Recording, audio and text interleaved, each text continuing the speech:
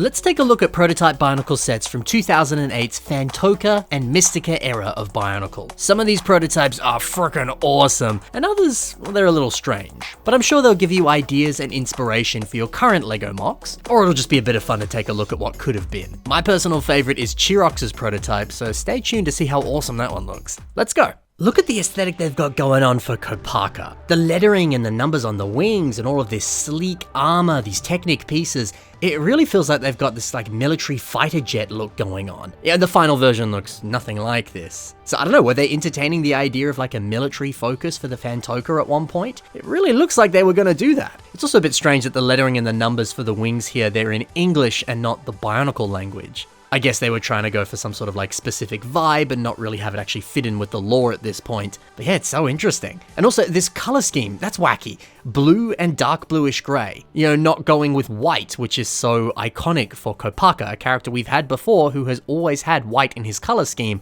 I wonder why they were thinking about removing that entirely. Were they gonna like recolor each of the original Toa and give them color schemes that seem more fitting for that military fighter jet aesthetic? Or was this just like a placeholder color?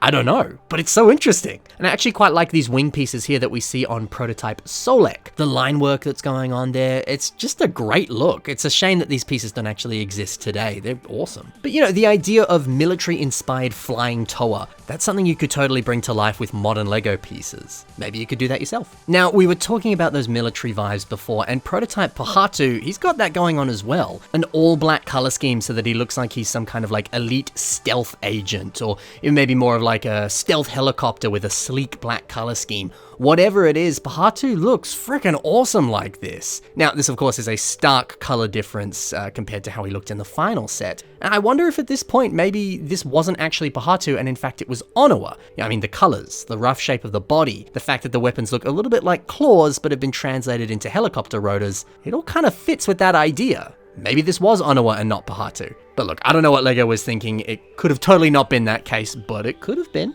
Also, this big old cannon strapped onto his chest, that is a strange choice and a weird place to put it, but I guess it makes sense if they're flying around that the weapon would be down below like that so they can shoot down enemies. But yeah, moving it up to the shoulder, that was probably a good idea. Now, here's a few other images of prototype Pahatu here next to this kind gentleman. And also we can see it a bit better here. He at one point had a much wider mask design. But if we really want to get a good look at that, let's take a look at this image here, which shows it off in a very nice way. So yeah, these muffin chops, or I don't know, a more kind of like protruding ear design almost. It was certainly different to the final form, and honestly, I far prefer the final form. The sleek, angular look of it, it just makes more sense given the fact that he's meant to be flying and agile and aerodynamic and all that. It was a better call, I think. But it's always interesting to see what could have been. And then you got PHANTOKA on the back here, his little Matoran companion, and at one point they had a totally different mask, which was essentially just Dekar's mask. But I imagine this was just a placeholder while they were working on the new mask for him. I don't know if he was ever actually going to have that mask. Now we can also see a few more posable rotors here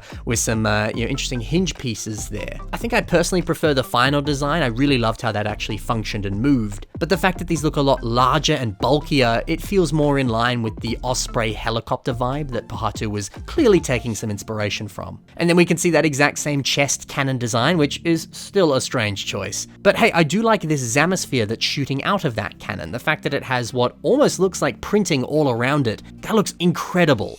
I wish we actually did get printing on it, although, I don't know, I don't think that that was what they were entertaining in this image. I think that's just how that was drawn. I get the sense that they weren't actually going to do that, and I imagine the 360-degree printing on a ball like that wouldn't be totally easy to do, but I could be totally wrong, who knows. In this same image, we can see what appears to be Antros up the back, and he looks fairly different as well. He's got a green core, and this funky head design that is essentially just using the foot piece from Kalmar and making that a head. And then it also appears that they've got some like modified weapons, which are essentially just Halimari's weapon piece. Honestly, I really like that look. That head design is something you could easily recreate yourself with pieces that actually exist, so maybe you could do that on your next Makuta MOC. Now, while we're on the subject of Antros, we've got a few prototype images of him here, and we can see that his mask and his wings and a few other elements as well, at one point they were silver. And let's be honest, a black and silver version of Antros' mask? Oh, that's really cool. Now, I love the final version quite a lot, but this one's also quite nice. Now, Vampira shows off an early rib cage for the torso design. It looks like it has kind of like thicker claws that don't actually really grab onto the orange pod, it more sort of just sandwiches it in between them, whereas the final one is really actually locking it in place and makes it so that that orb doesn't fall out while you play. It looks like this one here, you might have a few more issues with it annoyingly falling over as you pick up the mock or swoosh it around, all sorts of stuff. And we have another prototype Vampira just chilling next to this same dude,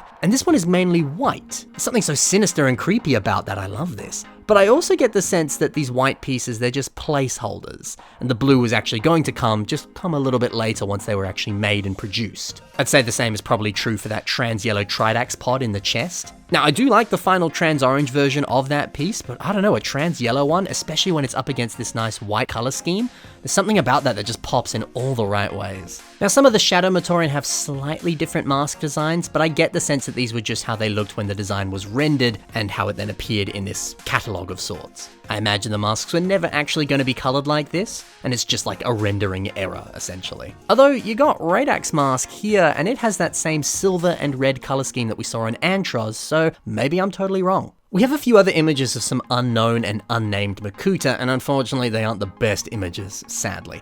But there's a few interesting things here that we can see, like for example, there's this, I suppose, bat-like character that appears to have a modified black Spinax head for the torso. That's a cool idea, and you could easily use that piece for torso armor today. Unfortunately, it wouldn't be black because this piece only comes in silver, but it's a good idea. And then we have a wing design here on this dude, and it looks a little bit, or kind of reminds me of Big Chill from Ben 10. At least the kind of rough shape of it is similar. And hey, the idea of putting wings on the legs and also coming out of the back, that's a rather unique idea. I like it. We also have a few early box art designs showcasing darker colors and more green tones, which was a bit different to how they looked on the final sets. Yeah, it's a minor change, but it's still cool to see some of the early thoughts and ideas that they were thinking of for the boxes. And then, I love some of these prototypes here where we can see some of the spikes coming out of both Liwa and Pohatu's head. Yeah, the final versions were in trans light blue, but these ones here, they're a more solid silver. And I love how that looks. It'd be great to own that piece. So cool. Some other early promotional art showcases different blaster designs for the Mistika. It's a little hard to tell how these actually shoot, but the design at least looks cool.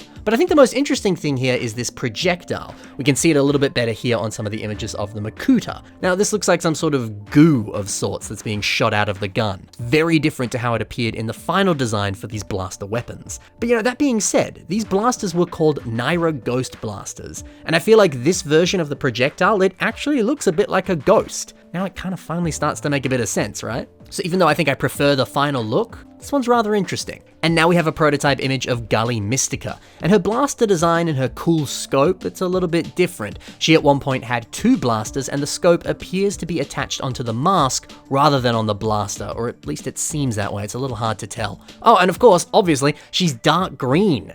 So we've seen a few examples now of totally different color schemes for the Toa and the Makuta. I wonder what that was like, why? And what was the point? Were they considering changing the colors of these iconic characters? Or, I don't know, maybe they were just really heavily focusing on the look and really not worrying if the colors were inaccurate.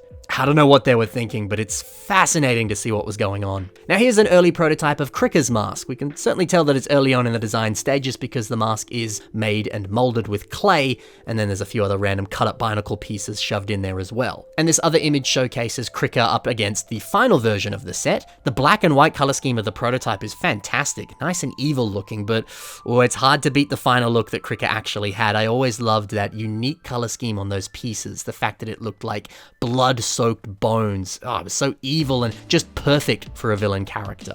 Some more color changes. Prototype Bittle was once lime green, and I love his shoes, so fancy. Metru feet with spikes just shoved on the top there as they were cut up and glued on top. I'm glad they changed it, the final design looks way better, but I don't know, this piece actually would have been kind of cool if they did make something similar. And then this wacky mask design, it's so strange. The final look, it's way better. But I don't know, this mask is interesting. I think it works for bugs, the same kind of aesthetic that was going on the final set, but this also has a strange alien-like quality to it as well. I can only imagine the cool mocks that would have spawned out of this mask if it was the final design. It's so interesting. And now for that prototype of Makuta Chirox. Again, a crazy different color scheme and a radically different look. This rib cage here, I think that's sick. It reminds me of the rib cages that we saw later on the skull villains of Bionicle G2.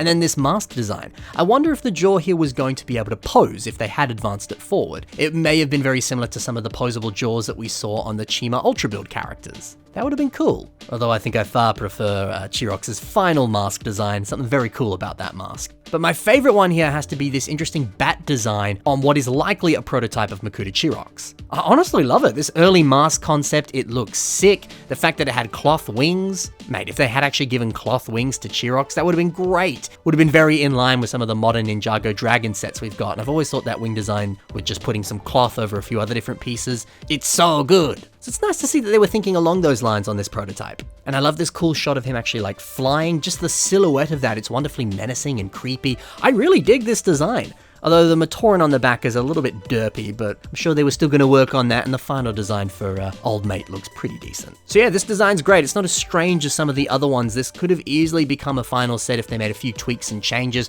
Would have made for a great like Titan Makuta character. So there you go. Lots of different prototypes from the Mistika and PHANTOKA era of Bionicle. It's always so interesting to see what could have been. And hopefully taking a look at these gives you some inspiration for your own creations, or maybe you've looked at one of these and you've gone, oh my god, I have to build that and make it a reality with existing pieces. Always a fun challenge. So thanks for watching, guys. Happy building, and bye for now.